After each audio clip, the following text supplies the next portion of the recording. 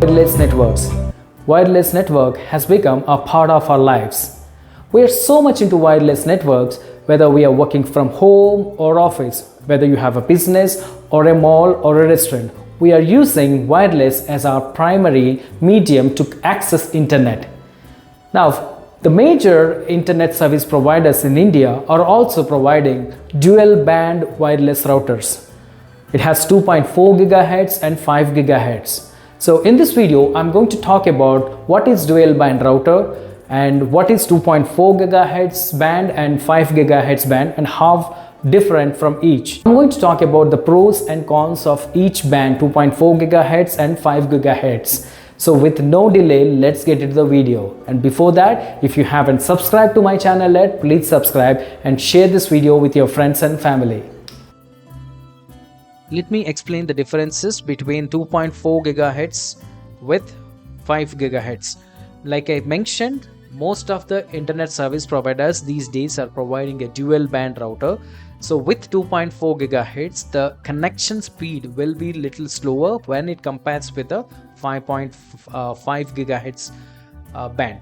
And in terms of the range, you will see 2.4 has a better range, because if you live in a two-story building or in a 3 BHK, in that case you will see 2.4 GHz signal much better because the range is much longer.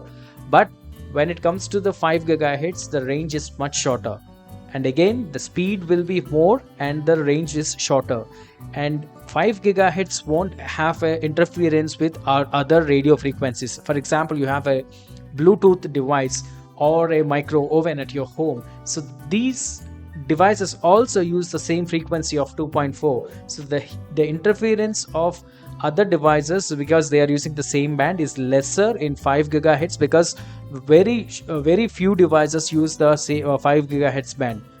And when it comes to the wall penetration, what I mean by penetration in the sense, so the signal will go through the wall. So 2.4 is much better, even if there are two walls, you are living after two rooms or from the router. Even then, in that case, you will have a better signal. And when it comes to 5 GHz, the wall penetration is pretty poor. You may have a very mild signal, and but still the connection the speed may be better, but it is pretty poor. And in terms of the IEEE 802.11 standards, 2.4 GHz uses 802.11n, and when it comes to 5 GHz, it's 802.11 AC.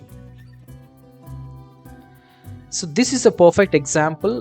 Like I mentioned, if you have a two-story building, you can see the 5 GHz has this circle represents the range. So it will cover the shorter distance, but it has the better connection.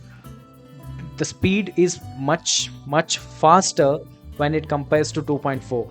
Though 2.4 has a bigger range, so you can see this semicircle, or the bigger one, it will cover the entire building in most of the scenarios. But again, the speed will be little lesser when it compared to speed with 5, but you will have a better range.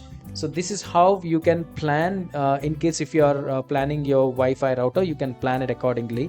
If you have a TV or if you have something, any device which needs a higher bandwidth, in that case it's better to keep the devices pretty closer to the router, because the 5 GHz signal is not having a bigger range. So it's better to keep it closer.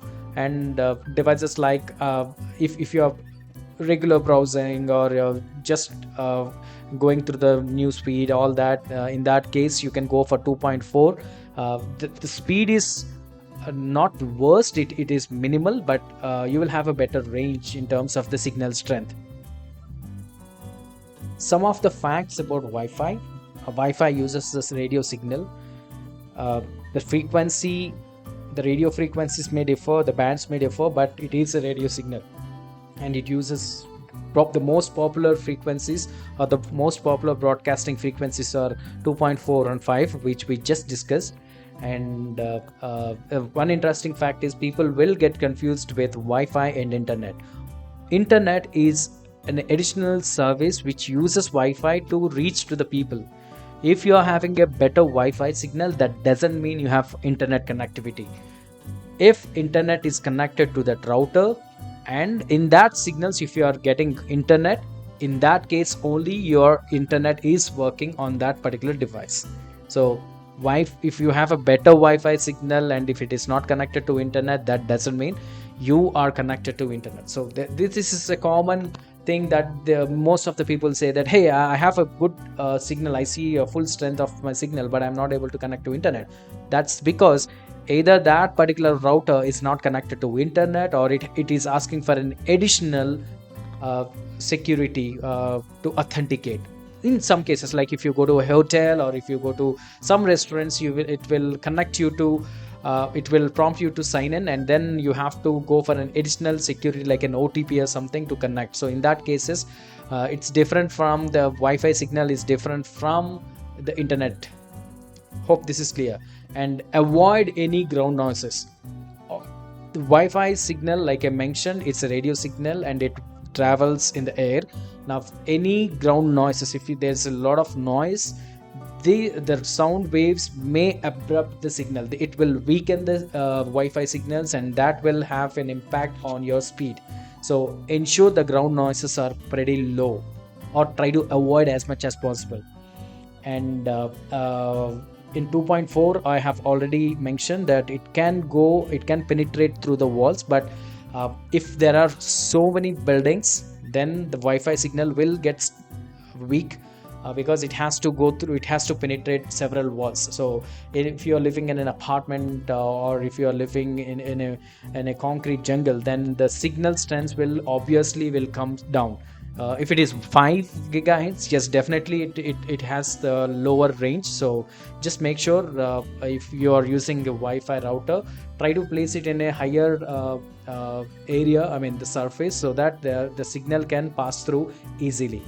And if there are no blocks, yes, Wi-Fi signal can travel miles, but depends again on the situation. So if there are very less blockages on the way, yes, the signal can go up to a longer distance. Some of the best practices, I would say, if you're browsing, or if you're browsing or using your Wi-Fi or internet at home with multiple devices, better to go with 2.4 gigahertz for checking mails or web surfing, or for news feeds, or to viewing photos. But if the same if you have a TV and you are connecting to a Netflix or Prime Videos or any other OTT channels, then better to have those devices to connect to the 5 gigahertz, so that it can use the better bandwidth. And since the 5 gigahertz has a better speed, and if you are doing an online gaming, or if you want to transfer some files, in that case, you're better to go with. So this is the best practices, I would say. It's up to you how would you like to use it. Hope this information is useful to you. Probably in my next video, I will talk about wireless routers and how to configure them, and also touch base on OSI layers, since Wi-Fi operates at a physical layer and data link layer, and how the data going to be transmitted into packets, and how it's en route to its destination. We will discuss about it. Meanwhile, if you haven't subscribed to my channel, please subscribe, and also share this video link with your friends.